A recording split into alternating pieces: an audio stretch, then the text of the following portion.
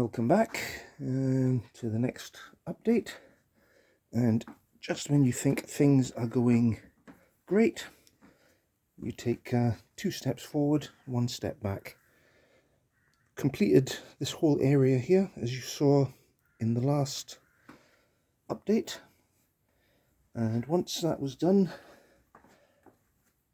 I now have an issue with this point here. It will only switch in one direction. So I've checked the wiring, everything is good.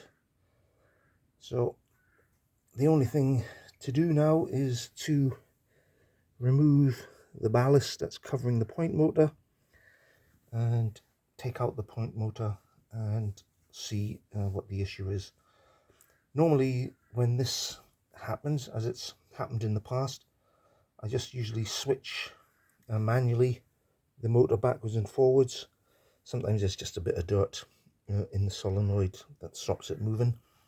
I've tried that and nothing seems to be working. So the last resort is to basically gently chip away that ballast, expose the point motor, remove the point motor, and see what can be done. That unfortunately is one of the issues that I find with the Minitrix point motors that I use on my layout. And I think I've said this before, if I was building the layout from scratch, I probably wouldn't use the Minitrix track or points. I mean, not that there's anything wrong with them, but you do get more realistic track and better points from other manufacturers. But you know, I've had these for many years, so I wasn't just going to change for no reason. As I said, they're decent enough, but when there's an issue, you just have to fix it. And for me, because I install the point motors hidden, then it always involves a little bit of extra work. I mean, if the point motors were surface mounted, this wouldn't be an issue at all. I'll just easily take it, remove it, check it out what the issue is, and replace it or repair it and get it back up and running. So it is what it is. So I'll have to do that. So let me do that, and I'll report back. Okay, that's the point motor swapped out.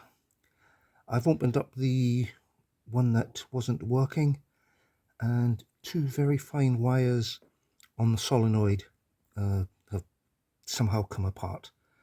I'm not sure how that can happen, but it just means it wasn't making the electrical circuit for the solenoid to switch back. I will try and fix it, but that is a very fiddly job, so that's for another day.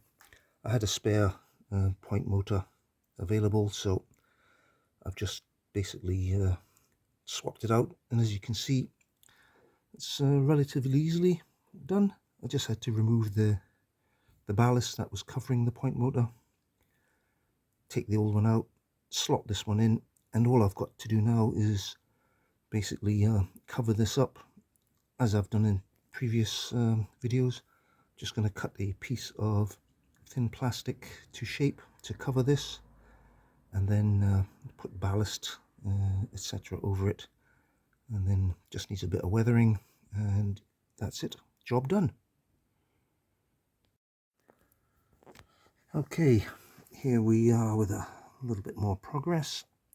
The point motor is now covered over with a little bit of plastic. I've painted it an earth brown colour. I've got the masking tape there to hide with the mechanism for the point, because the next stage will be to put some gravel, ballast, etc. around this. And as I've said before, the last thing I want is for any of that to go into the mechanism, because that will definitely stop this from working. So I'll leave that to dry. The paint's still a little bit wet, and next thing is just to add the ballast. And for those of you who are interested, the issue with the point that I had to replace is, if we can focus in, there's a wire here that is loose. I think that actually attaches to the coil at this end. And there's also, I don't know if you can see this, but there's also a loose wire here which should be soldered to this point here. So there's no electrical connection through the coil now. Soldering this to there, not a problem. That's easily done. Attaching this one back to the wire at the end of the coil, a little bit more problematic. I will give it a go, because I just don't like throwing these things out if there's even the chance that I can fix it. But I zoom in a little bit more. I'm not sure the focus will be that great, and it's just a case of trying to find the end that is in here somewhere. I suspect it's under this bit of glue, I would imagine it is. I just got to find it. In fact, I think it could be this little bit right there, but I need to look at this more clearly with a higher magnification than I currently have on my glasses, because I can hardly make that out. So, and as I said, I've zoomed in quite a lot here on my phone. So let's just zoom back out to normal, and there we go. Fiddly job, but I'm sure it can be fixed if I have the patience to do that. And here we are with the layout, and the point, or the new point, is installed, landscaped in. I've glued down some dead grass around this area. What I need to do is get some of these small bushes, etc., and just plant them along here as well, and some smaller tufts of grass and what have you. Basically blend this whole thing into one, and that should complete this section, although it doesn't look so bad at the moment the way it is. But I think with a little bit of bushes, it'll just complete that little scene, and that's that taken care of.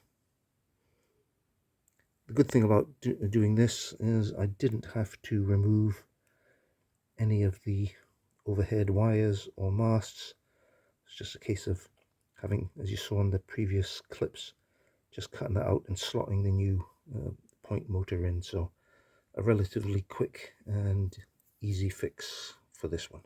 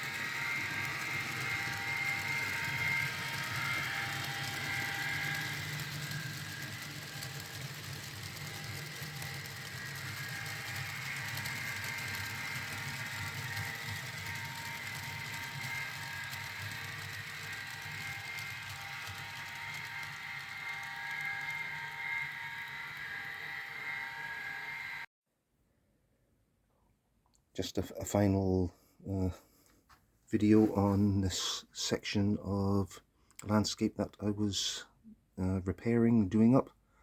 The signal is now installed and landscaped back in, so that's all done, and everything over here was already finished. I may still add just a little bit more details, etc., but overall I'm going to say that this project is now finished.